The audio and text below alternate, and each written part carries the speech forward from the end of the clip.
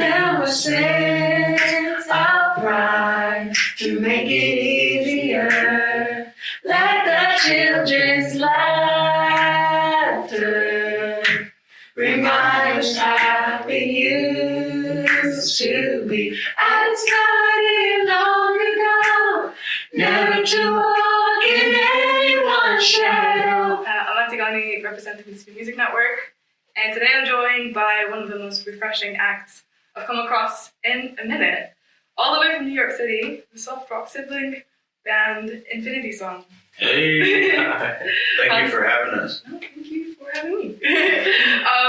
How's London treating you? How's it been so far? You know, London.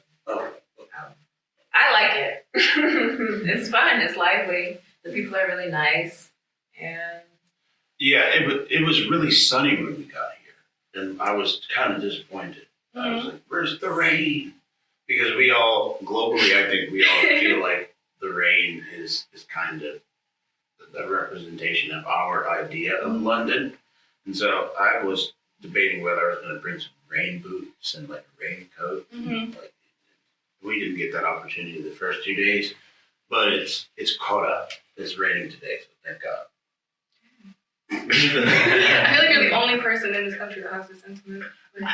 Terrible. I guess it's American, but the rain feels refreshing sometimes, just as long as it doesn't flood. As long as you're inside. Yeah. But let's get right into it. You've all been performing since pre-K, and what are some of your earliest music memories? Earliest music memories. Well, I think a shared early music memory for us is choir rehearsals with our dad.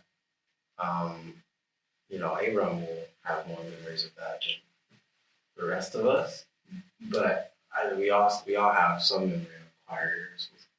Because our dad was a choir director, so those I remember sometimes getting really antsy and those are just and hungry. Exactly, because I'm so little. I was like 5 or something. Yeah. And I think also singing around the kitchen table, the dining room table, with a dad, like being on the table with them, and us just singing whatever song we were singing that night. Do you remember a song? Let me think. We used to sing Whitney Houston's "The Greatest Love of All." Yes, we cannot sing it anymore. Okay, I wasn't gonna ask this one. Because we don't know it. I know it word for word, bar for bar. I believe the children are our future. Teach them well and let them lead the way. Show them all the beauty they possess inside. Give them a sense of pride to make it easier.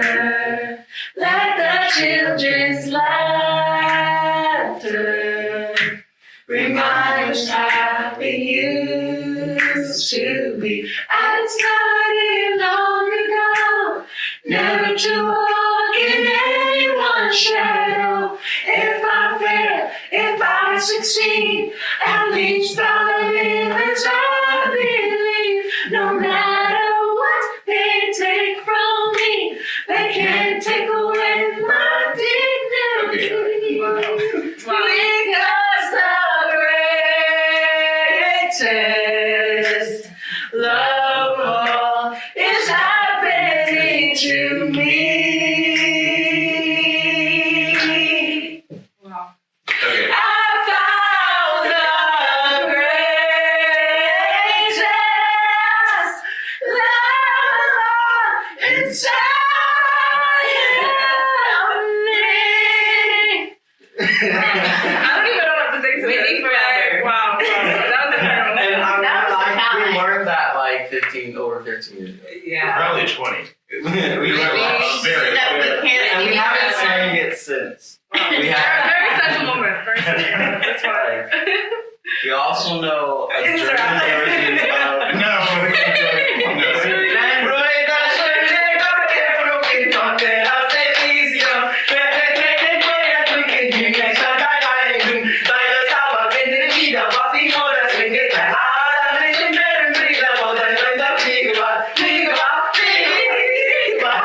That's the original. That's 9 Yeah, so these are some of our earliest musical Yes, memories. very early. Incredible. I'm going to reenact that for Yeah, it's got to repeat them. Wow. you. Back in time, guys. Love it. What stands out to me the most about your music is your incredibly poignant lyrics. What does your songwriting process look like? It looks very different for each of us, and we don't always write songs. We don't always write songs together. So it looks like each of us bringing songs to the group that we wrote in our own time through our own experiences and saying, how about this song? Do you guys like this song? What do you think about it? And then we kind of produce it from there. Do you have a favorite lyric you've written? Mine is in the song Slow Burn.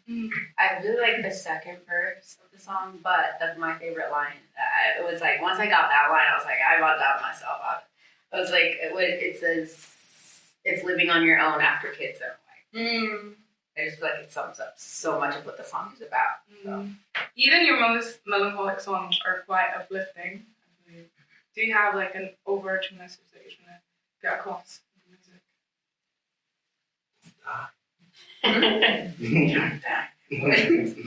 I think help. No, seriously though. Yeah, I don't want to joke about these. It's Well, that is kind of not a joke. I think that we like to be very realistic about human emotions and our emotions. And so in being realistic and in owning those, whether they are on the deeper spectrum or on the brighter side, like whatever they are, even if we're going to be honest about it, like we don't like to just stay there. So we always, we don't, I think we have somehow collectively come to some kind of thing where we bring another side to it. So we allow ourselves to be honest, but we also have the other vantage point of getting through those deeper. Yeah. But it's not, I think, and what people will find in our new music that is coming, is that there's not always a happy ending, and we don't tell that story. Every song is a sentence, but every song is not the full story. So you can, there might, a song is a sentence or a paragraph. It is not the completion of your book that is your life. And so sometimes we do need the freedom to be able to self-pity or self-loathe or sit in our sadness, and we might need company in that space. So everybody doesn't always want to hear a happy song, because that's not the reality of life. And so the goal is not to give people happy songs. The goal is to give people escape. And so we'll see. I'm excited, like I said, for what we've done up to this point and what we've got coming.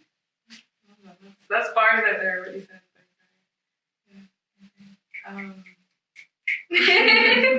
I guess your music has moved thousands across the world. But my question is, what moves you? Planes and cars and syrup. What moves? Musically or just Take it. A well-told story moves me, whether it's in song form or movie form or book form. A well-told story moves me. Good food. Oh, yeah. That'll move me right on.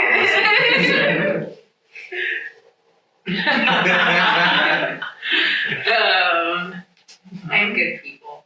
Yeah. I think that I would say that for me is just having great experiences with great people, doing shows, performing for people, and seeing their reactions to our gift on the stage. And I think probably performing and interacting with people in this state right now moves me the most. I think what moves me a lot, not the most, but a lot, is the idea that we would be a part of something historic and special. Just the thought that it's possible is a big motivator. Yeah. It's like, oh, this could be a big deal. It's the hope and the belief that's a big mover. So. That's great. And that actually is perfect for my next question, because you all are part of an exciting wave of Black artists essentially reclaiming white-dominated genres that Black artists have historically helped pioneer, including rock. An example that comes to my mind is Sister Priscilla Clark, arguably the founding rock and roll artist who never really received her flowers, so to the extent that she deserves at least. So yeah, how important is it for you to honor and continue this legacy in your own music and art? Well, that was a bar in itself. Yeah, amazing questioning. Wow, very, very good. It's very important. I think that we kind of feel like we're modern torchbearers, and it's really an honor that we have as much attention and as much, as many people watching and tuned into what we're doing and what we're saying, because, it's very important, I think. And not just because we're doing it, but like in the grand scheme of history. Even if we weren't doing it and someone else was, I think it would be very important. But it just feels that much more amazing that we're blessed to be sitting in these seats right now and be ahead of the curve and like leading the wave in our own way. I guess speaking of the seats, you're currently signed to Rock Nation. And that's a cheesy question, but have you had dinner with Jay-Z and Beyoncé yet? We have not had a formal dinner, like just We had us. brunch. See, that's a band. That's the, yeah. Okay. We have had brunch. Had long Jay-Z and conversations. Beyonce. Yeah, and long conversations. Yeah, we've been to a brunch or a few. Several. Did you get any cool insight? Jay-Z, when we got signed, Jay-Z gave us, and somebody else who, I don't have to tell the story, but you understand? No. Okay. Jay-Z gave us some of the most important validation as a family. So it wasn't just us as a band, it was our family. Like our dad was there, my sister Victory was there. We were all in this meeting, and he spoke to us, and we looked up to him so much, and still do to this day. But imagine the king of New York and the king of hip hop, and he's a mogul, he's a billionaire, and he looks at you and says, "You are great already. You don't need anybody to tell you that." And he said, "Let us catch up to you. Do not try to catch up to us. We will figure it out." And that was our charge. That was a charge with the partnership with Rock Nation that we've really carried with us. And he even told us, he's like, "Remember this moment." He said that it's not going to be easy, but remember this moment. And we never forget that moment, because that moment empowered us to create freely. So we are beneficiaries of some of the jewels that, as well as countless other people, of some of the jewels from Jay-Z. Oh, that's amazing. So we would take the dinner. You would take the dinner, exactly. That was what my question was about. But yeah, you kind of go both. Yeah. What advice would you give to anyone that's going out now? It's a long road, so be patient and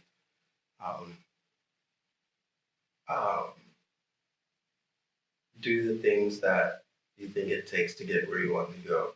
Because that's the only way to get there. So you have to be patient and you have to be perseverant. And I guess last question, I always like to I believe that speaking things into existence is very powerful. So yeah, what are you manifesting right now? A sold out. which we're starting this weekend. And I think it's going very well. I think it's Yeah, it's almost sold out. Yeah. Union Chapel here in London is sold out. Sold out. There's Manchester. Is on its way. Brussels is also on its way. Yeah, we're so so excited. that's done basically. Yeah, I have to say, like the UK and Europe as a whole, we haven't met the people that we're going to perform for yet, but we already have so much love stored up for this region, and we're excited. I love that. I'm putting out into the world and praying for a Grammy this upcoming year. Yes. A A couple, just really Three, cement maybe. the history here. Yeah, that'll be the period at the end of the Metamorphosis Yeah. saga. Yeah. Definitely that for me. Anybody else can say whatever you want. I agree. I agree. I agree. A metamorphosis complete. That's amazing. Thank you guys so much.